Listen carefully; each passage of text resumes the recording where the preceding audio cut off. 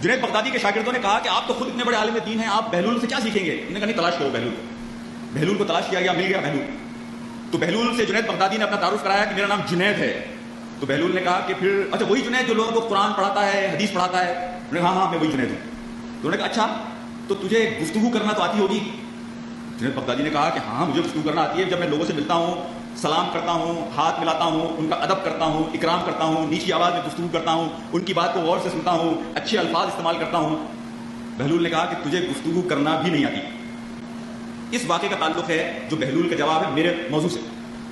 بہلول سے کہتا ہے کہ بھائی یہ ساری چیزیں تو بات کی ہیں، اگر تیرا دل اپنے بھائی کے حوالے سے صاف نہیں ہے اور تیرے دل میں اپنے بھائی سے کوئی شکوہ ہے، کوئی شکایت ہے، کوئی خلش ہے، تو تیرے سلام کی، تیرے اکرام کی، تیری عزت کی، تیری مسکراہٹ کی کوئی حیثیت نہیں ہے۔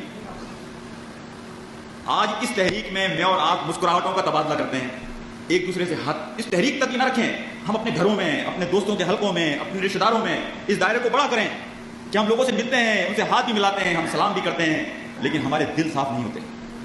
میرے بھائیوں، میرے دوستوں، تحریک میں ہم میں سے ہر کارکن دو چیزیں طے کر لیں، وہ تحریک کا سرمایہ بننا چاہتا ہے یا تحریک پر بوجھ بننا چاہتا ہے۔ تحریک کا سب سے بڑا سرمایہ تحریک کا وقت ہے۔ اگر تحریک میری وجہ سے اپنے وقت کو ضائع کر رہی ہے تو اس کا مطلب یہ ہوا کہ میں تحریک پر بوجھ بن گیا۔ تحریک کے ذمہ داران میرے حلقے میں آتے ہیں اور میرے مسائل حل کرنے کی کوشش کرتے ہیں کہ میں فلاں سے سلام دعا نہیں کرتا، میں فلاں سے ملتا نہیں ہوں، تو اس کا مطلب یہ ہوا کہ میں تحریک پر بوجھ بن گیا۔ دوسرا اصول یہ بنا لیں جو اشفاق احمد کا قول ہے کہ بڑی منزل کے مسافر چھوٹی چھوٹی چیزوں میں نہیں الجھا کرتے۔ جب ہماری منزل اقامت دین ہے، جب ہماری منزل اللہ کی رضا ہے، جب ہماری منزل یہ ہے کہ ہم نبی پاک صلی اللہ علیہ وسلم کی صحبت چاہتے ہیں آخرت کے دن، تو یہ کیسے ممکن ہے کہ میں اور آپ چھوٹی چھوٹی شکایتوں پر، چھوٹی چھوٹی چیزوں پر، اور میں ایک اور بات یہاں کہوں کہ میری معذرتیں، میری شکایتیں اور میرے شکوے اور میرے مسائل میری سمجھ کا اظہار کرتے ہیں کہ میں نے تحریک کو سمجھا کیا۔ اگر میں بچوں کی طرح چھوٹی چھوٹی چیزوں میں پڑا ہوا ہوں تو اس کا مطلب یہ ہوا کہ میں نے تحریک کے مقصد کو سمجھا ہی نہیں۔ ایک سرسری نعرہ کسی نے میرے سامنے لگایا، میں بھی جذباتی ہو کر تحریک میں شامل ہو گیا، نہ مجھے یہ پتا کہ اس تحریک کا مقصد کیا ہے، اس تحریک کی منزل کیا ہے۔ اور اسی لیے میں یہ کہتا ہوں کہ ہمیشہ کعب بن مالک رضی اللہ تعالیٰ عنہ کی کہانی کو بار بار پڑھتے رہا کریں کہ جو لوگ تحریک کا مقصد سمجھ جاتے ہیں پھر ان کے پاس یہ آپشن نہیں ہوتا کہ وہ گھر پر بیٹھ جائیں، پھر ان کے پاس یہ آپشن نہیں ہوتا کہ وہ کسی اور تحریک میں چلے جائیں۔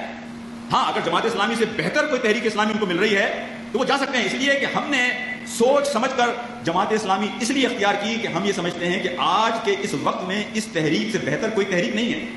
ورنہ میں اور آپ کوئی بھی، ہمارا تعلق جماعت اسلامی سے صرف اس وجہ سے ہے کہ ہم اس منزل کو حاصل کرنا چاہتے ہیں اور اس منزل تک پہنچانے میں ہماری مدد جماعت اسلامی کے علاوہ اس وقت کوئی اور جماعت نہیں کر سکتی۔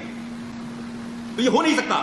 کعب بن مالک کا جو 50 دن کا وقت ہے، بخدا آپ پڑھیں آج بھی 1400 سال کے بعد تو آدمی کے رونگٹے کھڑے ہو جاتے ہیں کہ اگر وہ کیا اس کا 5% بھی میرے اور آپ کے ساتھ اگر ہو اس دنیا میں، جماعت اسلامی اگر طے کر دے میرے بارے میں 5% جو کعب بن مالک رضی اللہ تعالیٰ عنہ کے ساتھ ہوا، تو شاید میں اور آپ جماعت اسلامی کا کبھی شکل نہ دیکھیں۔